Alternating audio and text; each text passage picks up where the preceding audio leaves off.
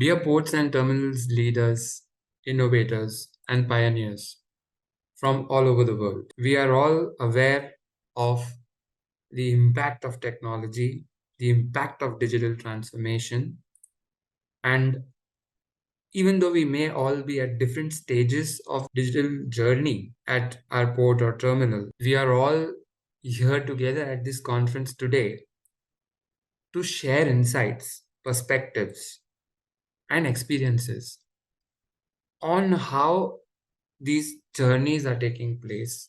What is the impact? What are the challenges? What are the solutions? In this panel, we will be covering digital transformation, data and analytics, mobility, workforce modernization, and we will be understanding what is the impact on faster turnaround times, healthier assets, maximizing of efficiency, and the well-being of the workforce and the teams. So, with a big round of virtual applause, let us welcome one by one our panelists, all of them stalwarts, onto the virtual stage. Daniel Gill, Maintenance Manager, McDuffie Coal Terminal, Alabama Port Authority, USA. Daniel, thank you for joining us, Daniel. Thank you very much. Thanks for having me. Fadzly Moftar, Senior Manager, Port Digitalization and Robotic, Penang Port SDN-BHD, Malaysia.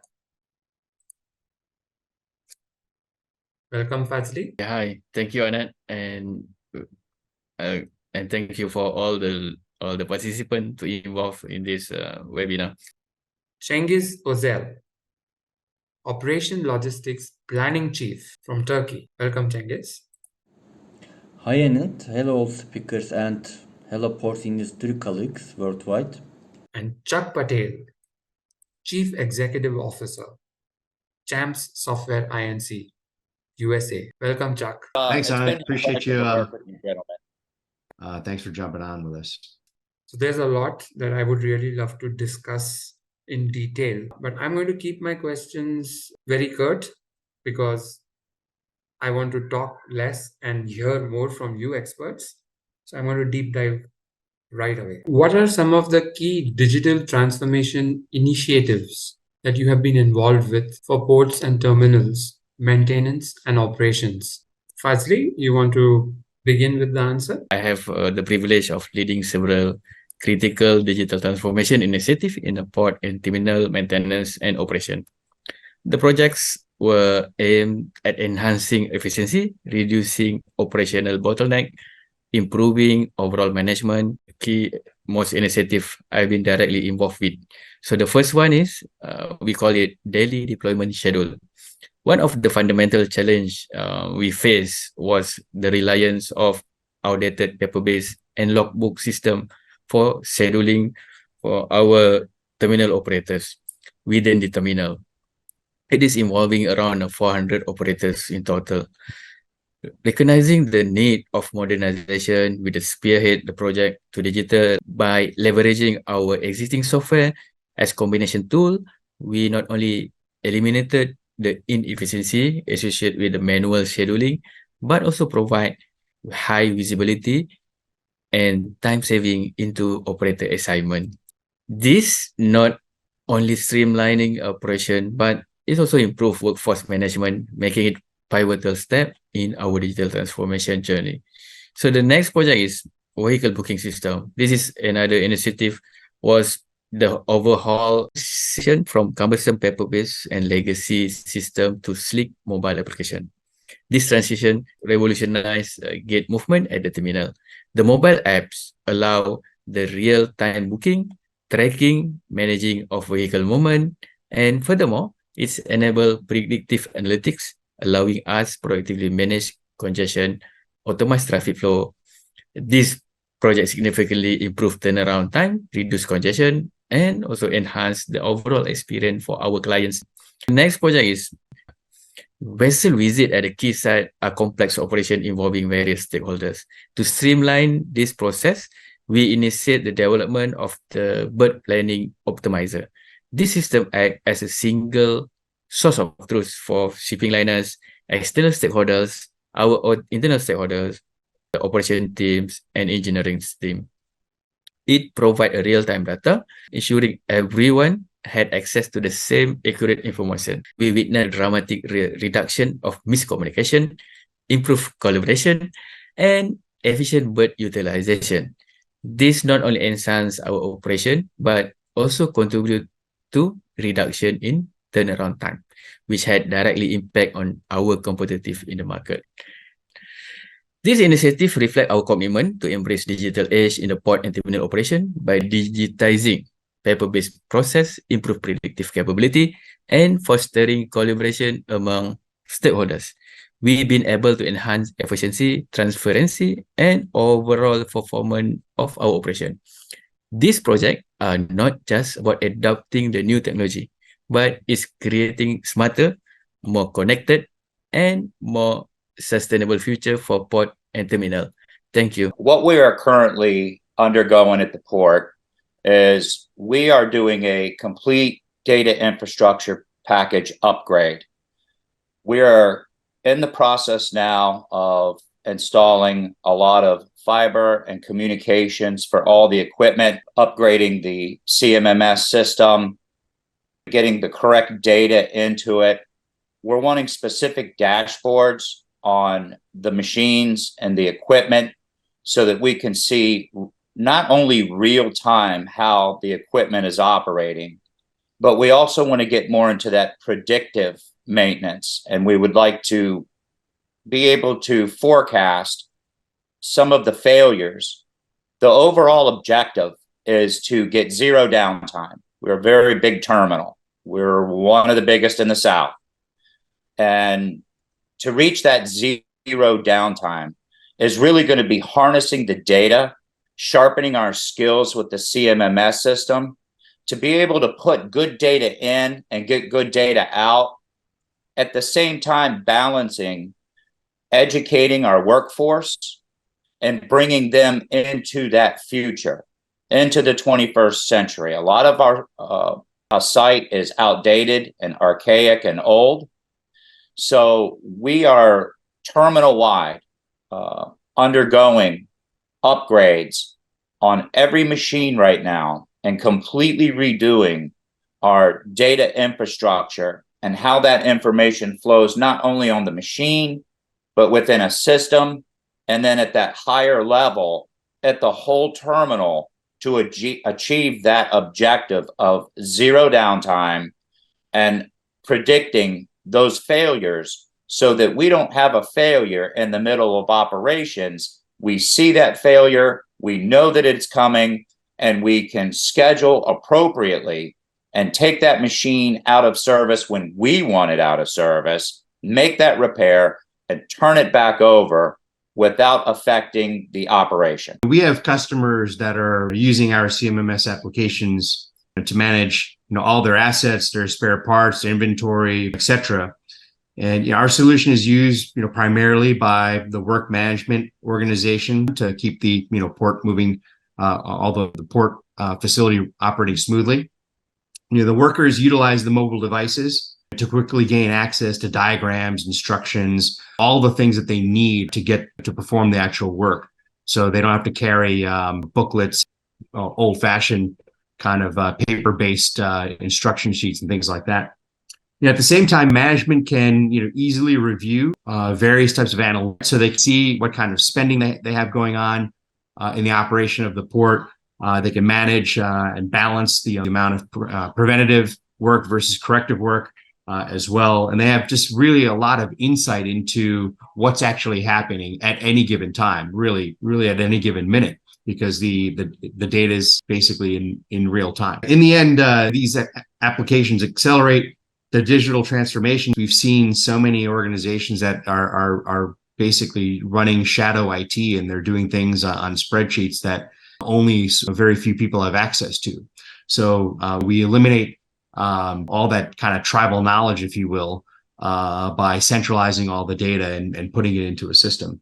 So now our customers have full visibility into the performance of their port. So at any given time, port managers, port executives can get answers to questions about performance, and they never have to run a report or ask someone to be able to get them that information because it's all self-service now, and they can do it all from their mobile devices as well. So it's just really modernizing and streamlining and bringing data. We live in a very data-centric world, and we want to be able to give our customers the instant gratification about their data and their performance. We use terminal operating systems, the infrastructure of which is entirely our own. We process all data into this system. Over the years, we have expanded our DACs and storage areas with various investments. We invested in machinery and equipment. We can follow the rotation from their sensors, and thus we have come a long way, step by step over the years. In our early days, we were carrying out discharging and loading in ship operations by keeping manual tally. Similarly, the container handling process in our fields, we were doing it using manual scoring. As a result, we were losing a lot of productivity, and most importantly, we were not able to analyze data. We have implemented different digital transformations over the years. I want to tell you, in the past, we managed our operations with manual monitoring. We were manually guiding and tracking McDuffies, our import transportation vehicles. This was costing us time. Moreover, we could not analyze data.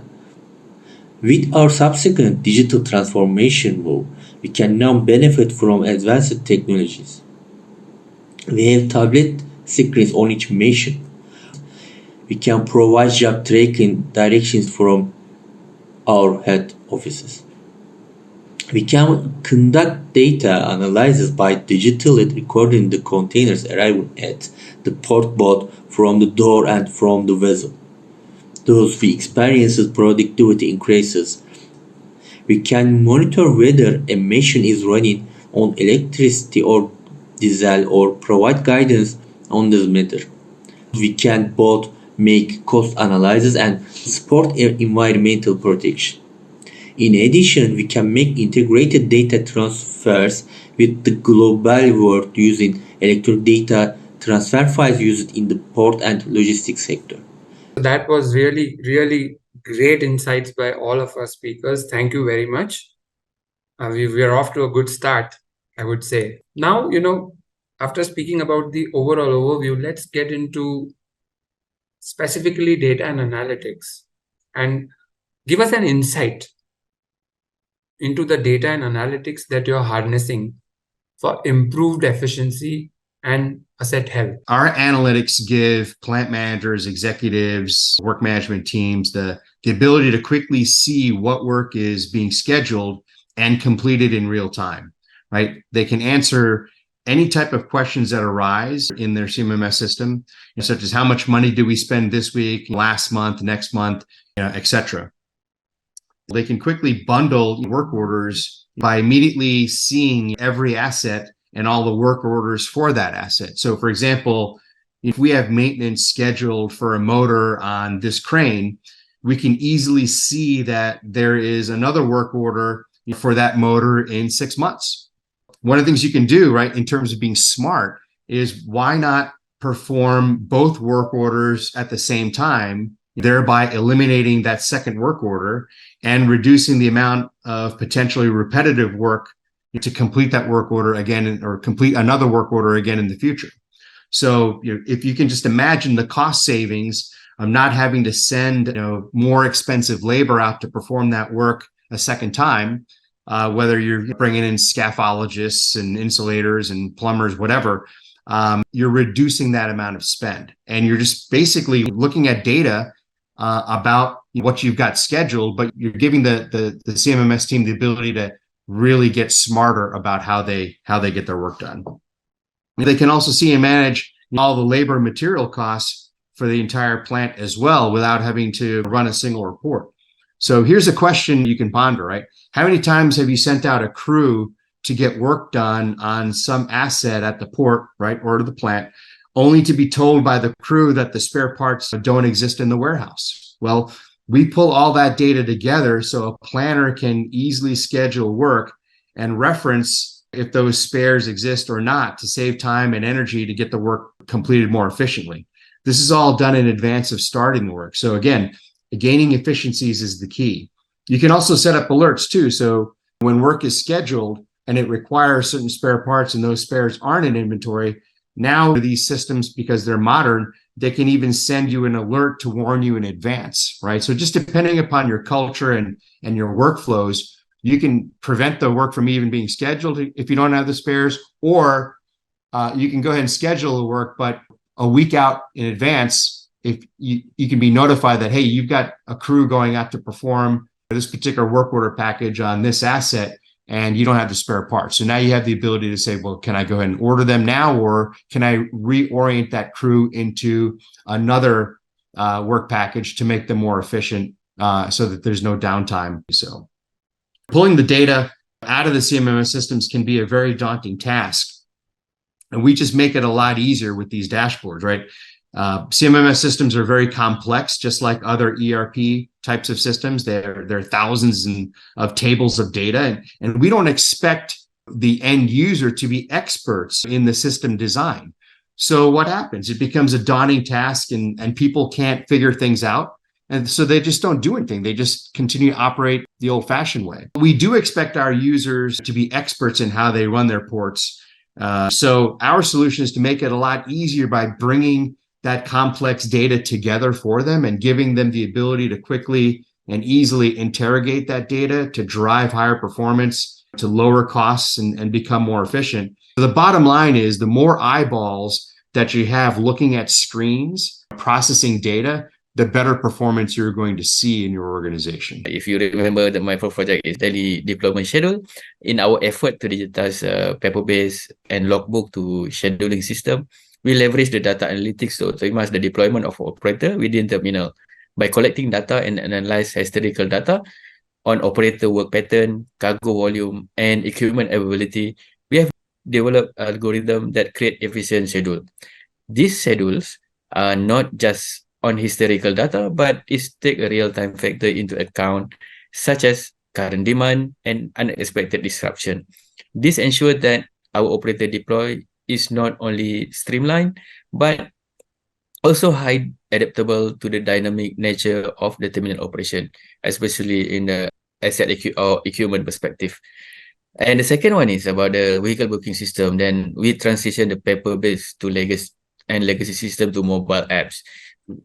Data analytics has been instrumental in predicting gate movement and managing congestion. We have integrated the real-time data to vehicle arrival, departures, and processing time to anticipate the peak hours and congested period. This predictive capability allows us to allocate resources efficiently and guide vehicle through the terminal smoothly by giving the good window time for each booking. Analytics tools provide real-time insight, which not only optimize gate movement, but also contribute to improve asset health by reducing wear and tear on the equipment due to congestion-related stress. And the last part is the berth planning optimizer. Data analytics provide a comprehensive view of the vessel visit at the quayside.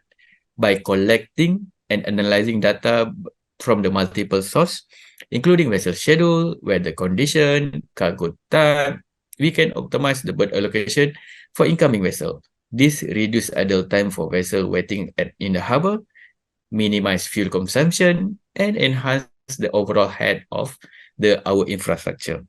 Furthermore, predictive analytics help us anticipate potential bottlenecks and adjust plan accordingly to ensure smoother operation.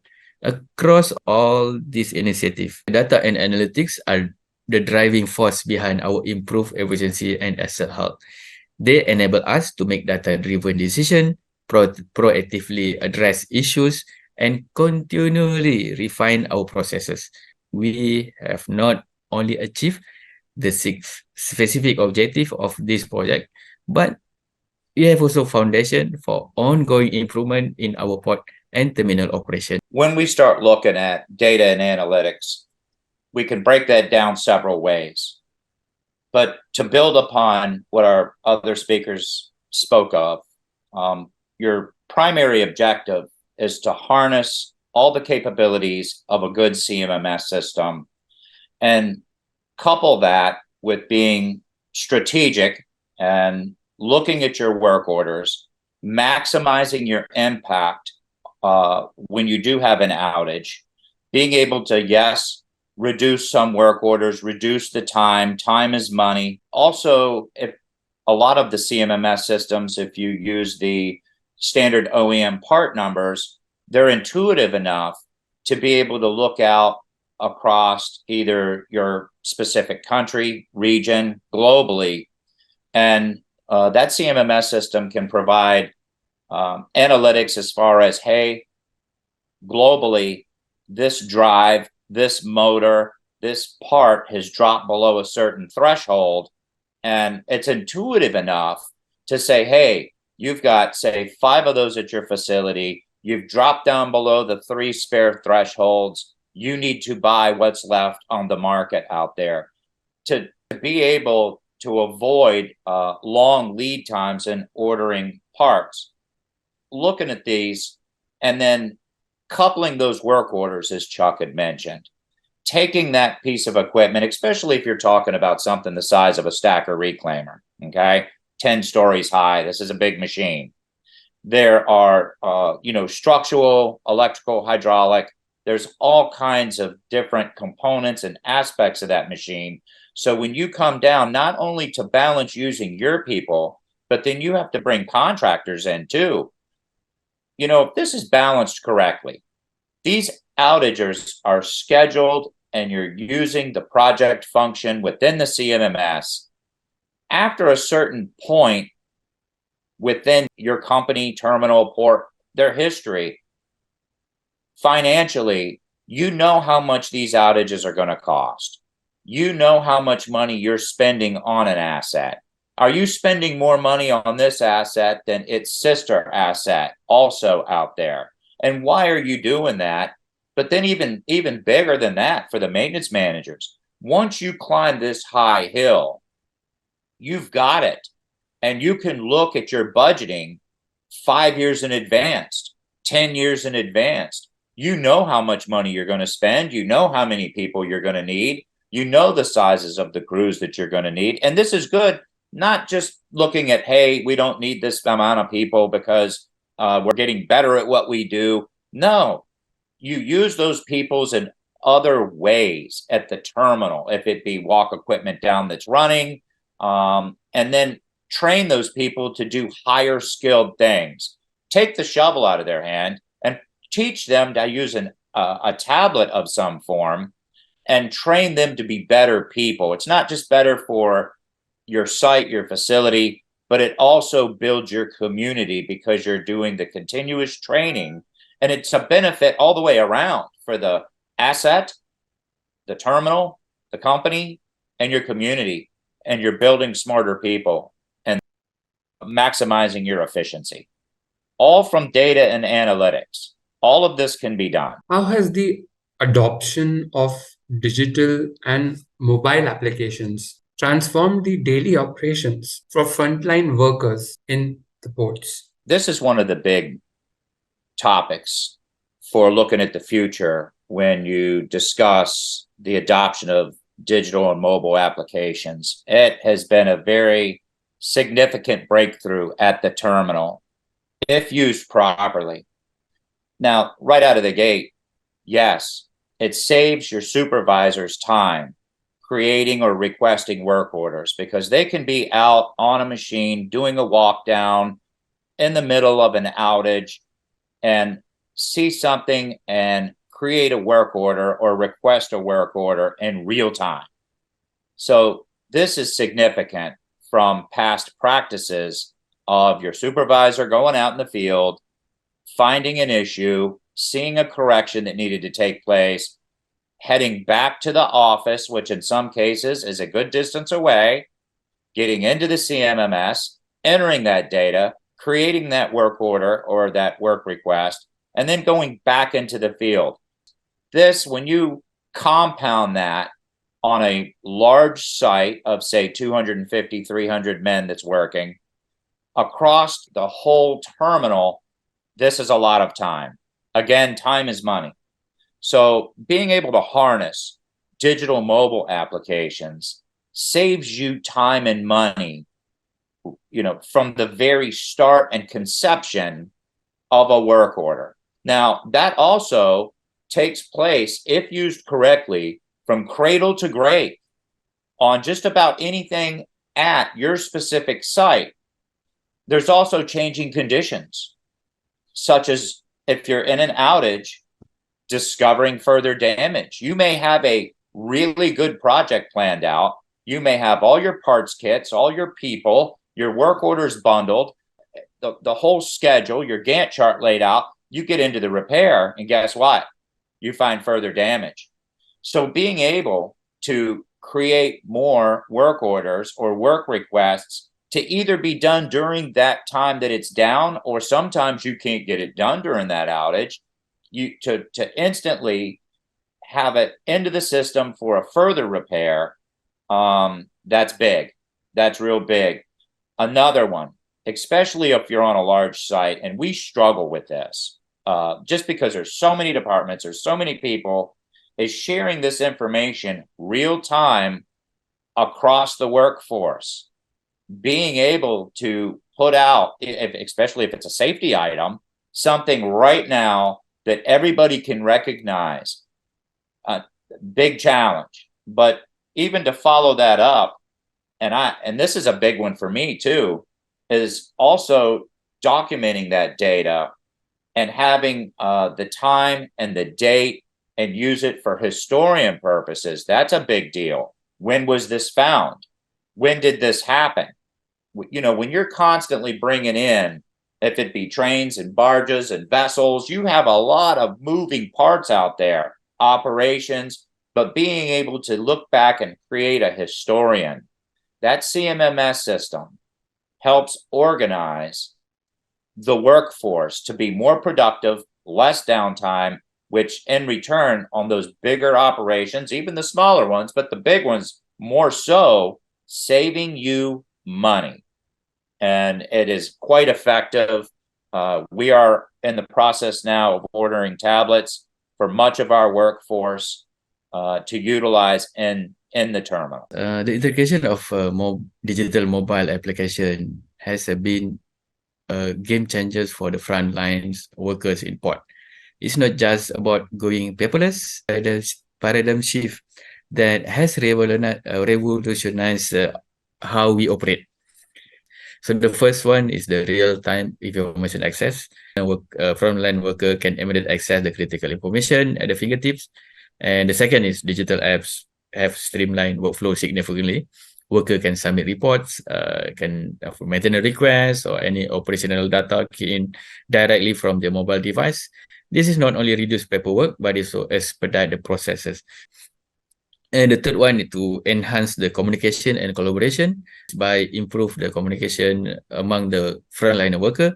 They can easily communicate with their peers, supervisor, and other team, whether the coordination of the container transfer, reporting any issues, or sharing any information or any important safety updates, for example. And the third one is improve safety and compliance. So of course, if there is any unsafe condition or unsafe act, they can do reporting and monitoring in the fast manner, and worker can report any type of that with a mobile phone. And compliance to checks and inspection can simplifies and reduce the risk of regulatory violation. Then another one is this is better efficient and resource management part. With the mobile apps, workers can efficiently manage resources. For instance, in the container handling, they can use apps to optimize the placement of the container, can track the inventory in equipment maintenance. They can also monitor the machinery health, can receive the notification for required maintenance, contributing to improve asset health in the uptime. And of course, by having the apps, this can improve in terms of training and skill development. How is that so? So some mobile apps also offer training modules and resources. Frontliner worker can be enhance their skill, stay updated with the industry best practice, and access resource for professional development right from their mobile device. We've been getting some really good insights from all of you, our respected speakers, and I'm taking down some notes to be able to summarize things properly at the end of the panel. Going forward, let's touch upon the topic of response times, faster turnaround. How are you harnessing data, mobility, and other technologies for faster turnaround times and quicker response times? Cengiz? We encountered a crisis situation in our port, which has had heavy maritime traffic in recent years. Our operations were severely disrupted due to the arrival of more than one large ship at the same time. The inability to carry out loading and unloading operations on time and unexpected weather conditions led to workforce overload, inefficient use of equipment, and loss of time. To solve this problem, we took a data analytics-based approach. First, we collected data such as vessel shipments, loading and loading times, import traffic flow, and weather conditions. Then, by analyzing this data, we identified weak points and potential risks in operational process. To increase mobility, we developed a mobile application specifically designed for our teams in the field. Thanks to this application, teams were able to instantly monitor the status of vessel shipments and quickly respond to operational problems. Additionally, we started to use automation systems more widely. By equipment loading and unloading equipment with automatic controls, we have eliminated the risk of human error and operational process. In this way, we reduced the burden on the workforce and enabled operations to occur faster. As a result, we increased operational efficiency and managed to overcome crisis situations in port operations by effectively using data analytics, mobility, and automation technologies. This experience has shown us how technology plays a critical role in port management and is a powerful tool in increasing efficiency in operational process. Can you elaborate on some examples of how you have leveraged analytics to maintain the balance of preventative versus corrective work? Chuck? As people mature their usage of CMMS systems, they want to start looking at the data and the performance. And this is a perfect example, right, of balancing preventative work versus corrective work.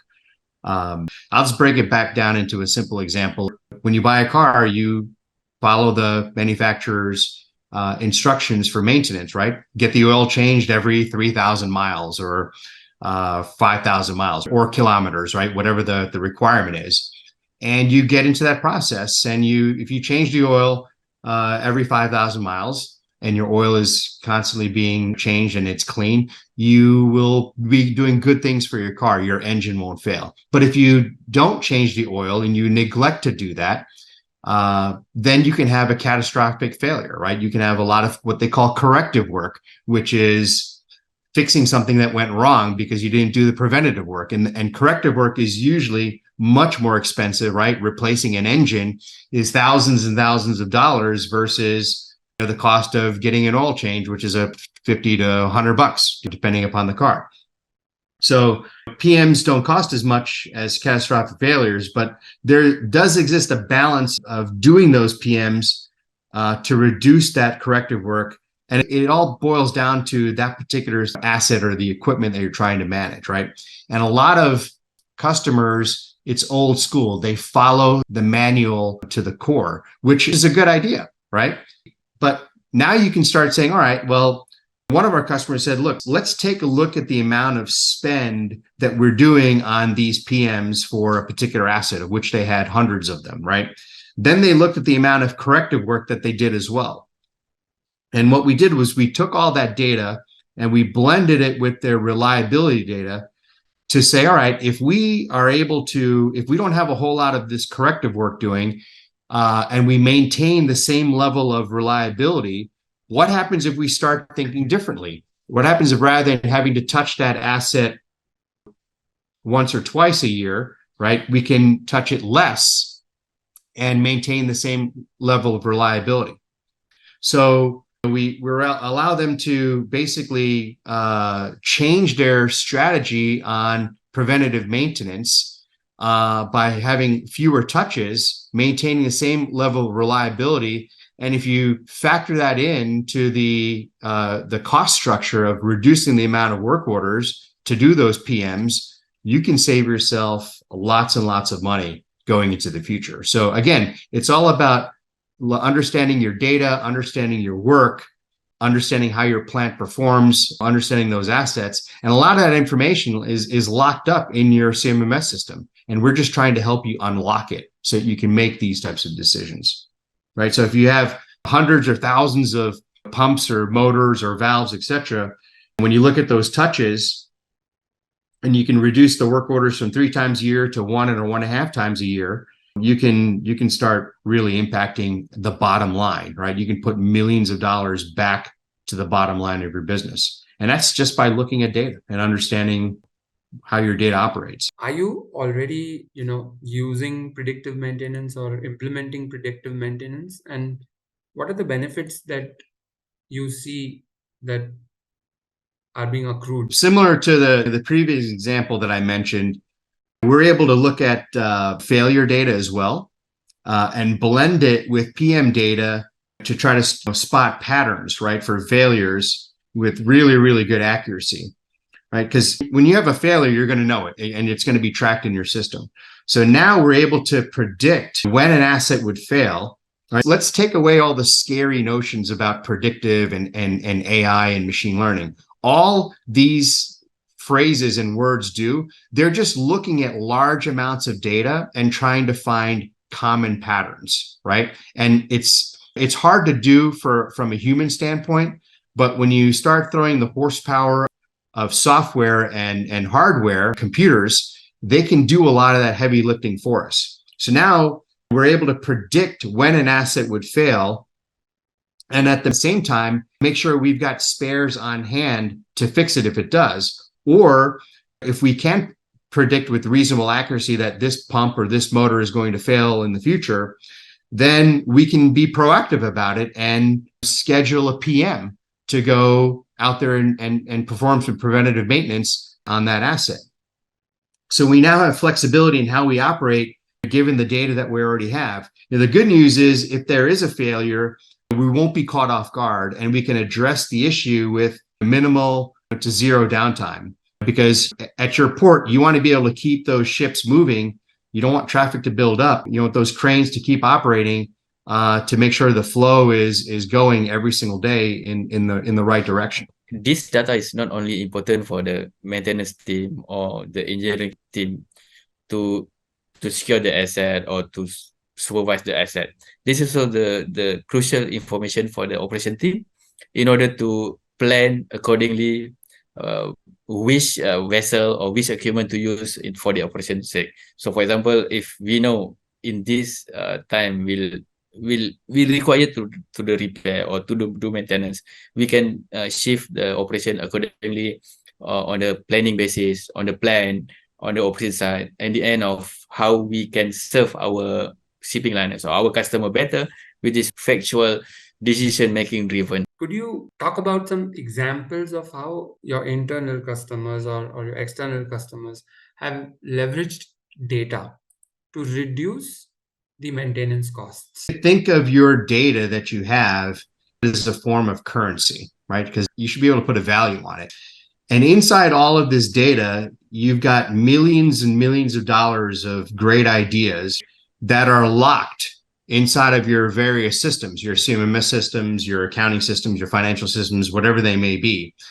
And what we want to be able to do is help you unlock those millions of dollars of great ideas, right? So that you can impact your bottom line, right? So for example, one of our customers got tired of doing the same expensive work over and over again for a bunch of their assets. And it's old school, right? They basically follow the manual and they get the work done, they schedule it, and everyone's happy. But in reality, what they didn't realize is that they have a lot of spare parts or spares for this particular asset sitting there collecting dust in their warehouse. Now, they know that these assets don't fail often, right? But now that they know that there are spares in their warehouses, if it does fail, just replace it. So what they did was they were able to look at their data and again, change their strategy and just let that asset run to failure, right? Let it run to failure. And when it fails, it's cheaper and more effective just to replace the thing than it is to do the PM work orders 3 to 4 touches a year to follow that particular strategy, because that's what the owner's manual says, right? So again, it's just thinking differently, asking questions like, why do we have to do this? Does it make sense to continue to operate this way, or can we find a more efficient way? That's one example. Another example is, again, looking at cost, right? So you're hiring a lot of different vendors and contractors to perform work to help you keep your port running efficiently. Well, now you can sit there and rank all of those different vendors to be able to make competitive decisions on, hey, do we want to renew the contract with this particular vendor or another, right? So you have, again, just more visibility into the financial spend aspect is going to make plant executives and port executives much happier, because now you're talking about KPIs such as cost and expenses that people are being managed by. That's ultimately what the executives are looking at as well. As a port worker, as somebody in middle-level management, top management, if you can talk about saving money, become more efficient, you can elevate your internal game within the organization as well. So, dear leaders, what's your advice in terms of best practices as well as the don'ts when it comes to IoT, data analytics, and predictive maintenance? First, keep it very simple. Make a plan. Get your plan down, write it down.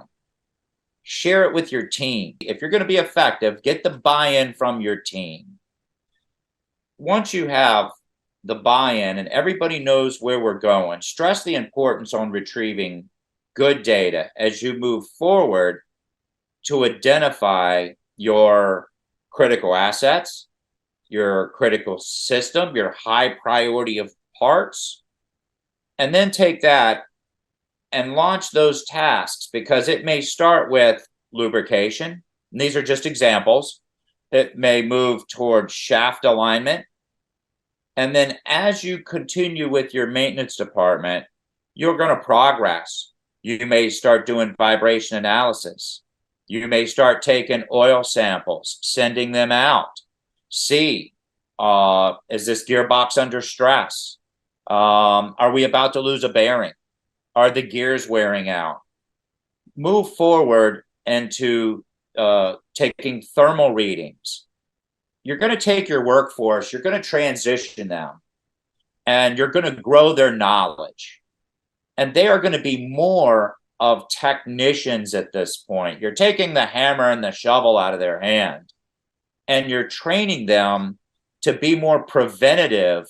And a lot of these CMMS systems, you can tie them into the PLCs, and they can tell you if you're getting high amps.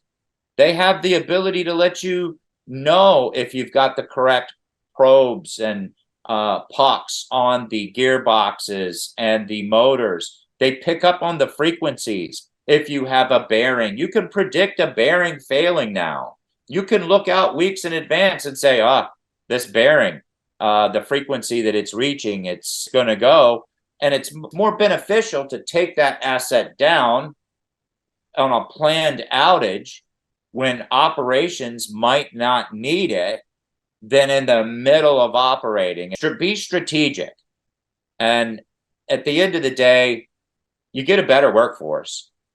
They're more proud to come to work. They feel better about what we're doing, and you're maximizing and being more efficient at your specific site. And the CMMS can help you with all of these things. First of all, on the best practice, we definitely need to have a defined, clear objective. Define what you want to achieve with IoT, data analytics, and predictive maintenance, and having specific objective will guide your effort effectively. And another part is the data quality and security to ensure that your data is accurate, to relevant, and also secure. High quality data is essential for accurate prediction. So implement robust security measure. I believe a lot of software now having that. So another part is we need to select the right IoT device. Choosing the IoT device and sensor that appropriate for your use case. Consider factors like data accuracy, compatibility, and scalability enhanced. The next part is about the data integration. So integrate data from various sources to create comprehensive view. This include the data from sensor, maintenance log, and another external resources. And another best practice is we need to have the data analytics tool. So by investing in an advanced data analytics tool and platform, so machine learning and AI can unlock hidden insight in your data and improve the predictive maintenance itself. And then we develop the robust predictive model because you have the data by time, right? So you can have some prediction, and if not all prediction you can combine, so that will be a robust predictive model. You can focus the human failures and maintenance needs, continuously refine those models with the new data. You need to have the real-time monitoring because history kind of data, we can do much about that because that is history, right? But the real-time monitoring, we can have to detect the anomalies and trigger alert when a human have a deviate from any normal operation. So other than that, we need to have the proactive maintenance by having this predictive maintenance insight to schedule maintenance before failure occur, reducing the downtime and also reducing or maybe can eliminate operational disruption. And the last one, the best practice is to have the continuous learning mindset by encouraging yourself, your team, and also to continuously learn about IoT and data analytics rapidly and staying up to date is crucial. Then don'ts part. So the first, don't overlook at data privacy and security kind of neglecting this aspect can lead to data breaches and also regulatory issues. And the second one is collecting too much data. While data is valuable, collecting excessive data can be overwhelming and costly, and focus on the collecting data that's aligned with your objective. The third part is neglecting the data cleaning. Ensure data quality by removing inaccuracies, duplicates, and also outliers. And another part is overlooking the data governance. Neglecting data governance can lead mismanagement and misuse of data. And then, like I was said before, is lack of the user training. So don't miss that. So don't assume that your team know how to use the IoT and data analytics tool by itself. I'll just boil it down into 3 simple points. Yeah, I think the best idea is to start with a particular set of use cases that are going to be important to you, whether it's preventative versus corrective work, reordering spares, warehouse management optimization, whatever it is. Find a particular use case and focus on that. Find out what your organization is not doing well, right? And if it's a lot of things, then make a list and prioritize them and start attacking them one by one. Don't try to do them all at the same time because you'll end up spending a lot of time and energy and you won't be happy in the end. I'd also recommend working with a vendor that knows your business, is aligned with your goals and objectives, understands your data as well, because that will help you shortcut and streamline the process, right? I have a personal philosophy, right? If you're going to do something once, then and only once, then hire somebody that's done it 1,000 times because it'll be done cheaper, faster, and better than if you just try to do it on your own. And as it relates to IoT, I think that's a great concept as well. Being able to analyze data in real time or very near real time is impactful because you can get instantaneous feedback, right? The result is you can start changing and modifying your procedures and your business practice, right, to optimize your performance. So like every step in the journey, the longest step or the hardest step is the first step. But once you take that first step, start small, accomplish some wins, socialize those wins in your organization, and then move on to the next one and do it piece by piece. You'll have better results. What challenges have you overcome by transforming your team into a data-driven, performance-driven organization? We and our team encountered several challenges in the process of transforming our team into a data-driven and performance-driven team. First, we encountered some resistance to changing traditional operational habits and adopting data-driven culture. Some team members worried that data-driven decision-making would complicate their work by changing workflow or straying from familiar methods. To address these concerns, we encouraged open communication within the team and shared real-world scenarios and success stories to demonstrate how a data-driven culture adds value to our business process. We also tried to increase team members' confidence in data analytics by organizing training and awareness programs. This encouraged them to understand, interpret, and use data in their daily decisions. Another challenge was incompatibilities in the existing infrastructure and uncertainties in data collection process. As a team, we restructured data collection and storage process to address this situation and set data standards to ensure data integrity. We have also invested in tools for data-driven analysis and implemented quality controls to increase the accuracy and reliability of analysis. The most important step in this process was to encourage employees to have a data-driven perspective and to ensure their active participation.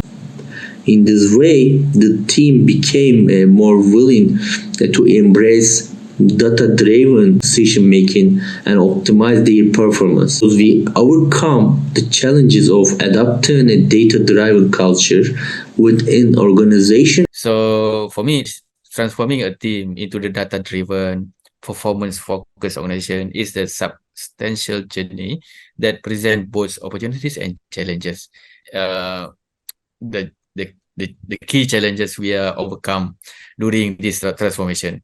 The transition to the data-driven culture was one of the most significant challenges. Many team members were accustomed by making decisions based on experience and intuition.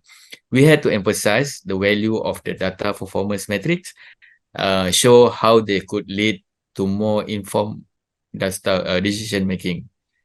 And the second one is the data quality and availability. Ensuring the data quality and availability of data was a hurdle. We had invested in data collection, storage, and cleaning the processes to ensure that information we rely on was accurate and also accessible in a time manner. No, the third part is we overcome the resistance to change. Change often face resistance. Some team members were initially hesitant to adapt a new data-driven approach, fearing that their role might be diminished. It was essential to demonstrate how data could enhance their work, not to replace their work.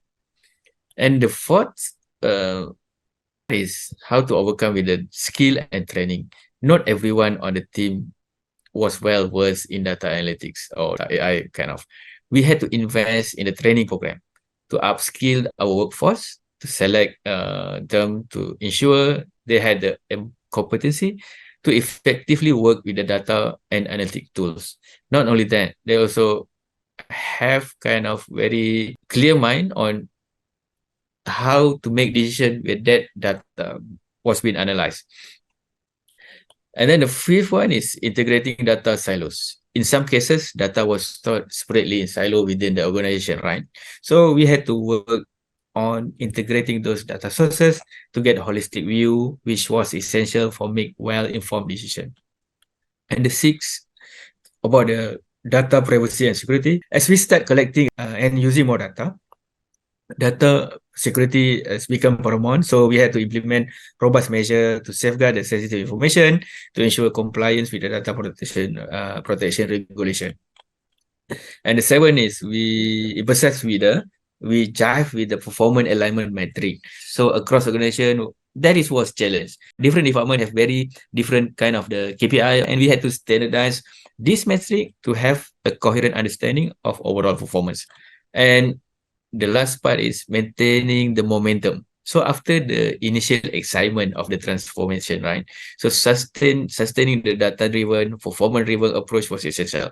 So we established a regular performance review, continuous learning program, and a system for recognizing and rewarding the data-driven successes. How is all this adoption of technology enhancing workforce well-being? First off, the stress level is brought down immediately, especially during outages where mistakes in planning are drastically reduced.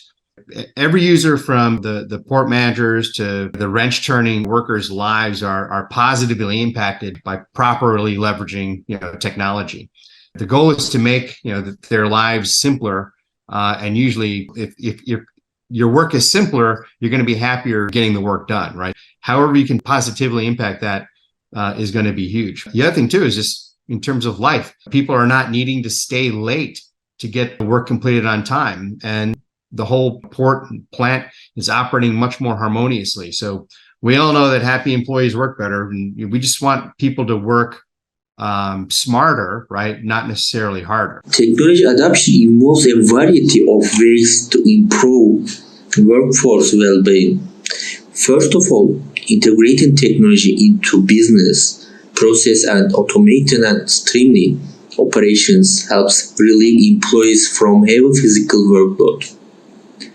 This ensures that the workforce is less physically tired and has a healthy working environment.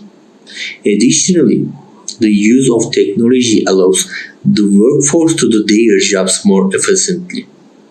This enables employees to complete their work faster and more accurately, increasing their job satisfaction in the process. We will be working on a transformation project to further digitalize business process in the coming periods. We aim to use various software and data integrations to automate legacy and manual business process. I believe that the adoption of these new technologies will significantly reduce the workload of our team and make our business process more efficient. Our team may initially be a little hesitant about this technological change because they will need to acquire new skills and change their existing workflows in the process. However, with the training and support we provide throughout the project, we will gain the confidence necessary for the team to adapt to technology faster and adopt the new business process. We'll take some final words now on maximizing the health of assets and efficiency. When we start talking about healthier assets, it's very overwhelming for the maintenance department, specifically the maintenance managers. And the bigger the facility, and especially if your past predecessors didn't really have their arms around it, or if maybe accountants were running the show, a lot of times you'll see them just run to failure. So a maintenance manager, especially a new one, will come in and they will be, oh no, this place is on fire. And where do you start? What do you do? I know this is a challenge that I personally had. And you start reaching out, and a lot of people, they want money. Oh, I'll come and help you. And then a lot of times that doesn't really pan out. So what did I do? All right. So basically what I did is I went ahead and brought in professionals that were experts on that specific asset. And what I did is I went ahead and had inspections performed across the whole terminal on all of the assets so that I could get a baseline of where that asset was at. Once I brought this data in, brought all these inspections and reviewed them and started making personal notes, what I did then is get those issues prioritized and then get those into your CMMS system. Because then you could go ahead and start looking at it as far as the repairs, laying out your plan, your project, getting your projects. But a lot of times the symptoms are from bad PMs. They're from PMs that might not be put into the CMMS correctly. And the CMMS might not be reporting these PMs correctly. So again, it's good data in, good data out. If you really want to be efficient, if you want to bring these assets to an operational, a reliable operating condition, maximize the CMMS system, the data that goes into it, the way you pull it out and schedule it, the prioritize, and you can walk back out pretty much of any situation, even if it's an old asset that needs to be replaced. I've worked on a lot of old assets, 40, 50 years old. But if you hit the information into the CMMS and you get that data out when it's needed, it might not be every 30 days on a PM. The CMMS might need that information put into it on runtime.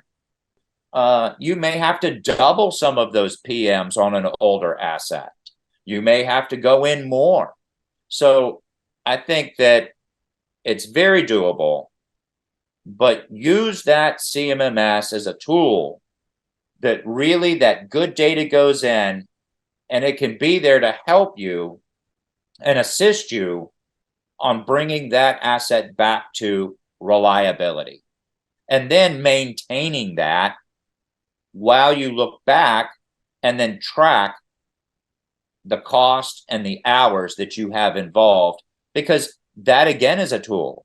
You may need to go to your shareholders and say, hey, look, I've got this data out of my CMMS.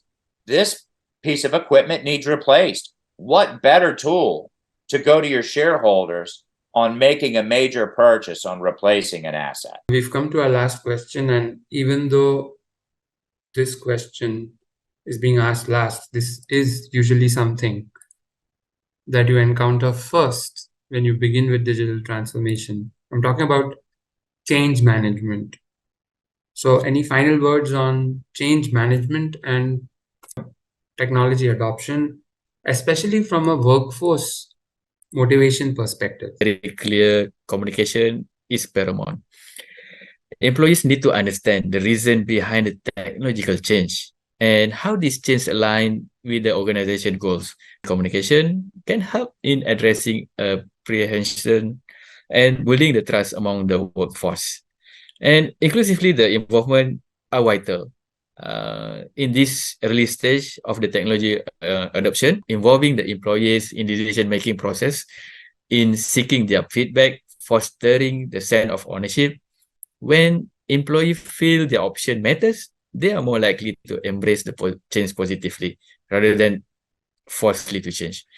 We need to be aware or to be emphasized on the training and skill development on the change itself. So providing a comprehensive training program ensure the employees are equipped with the not only knowledge but the understanding and also skill to operate new technology effectiveness.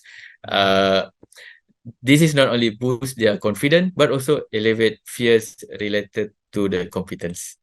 Acknowledging and rewarding employees with their effort on the adaptability during the transition period reinforce the facility behavior, definitely. It can be the true simple gesture like public recognition or more formal reward program.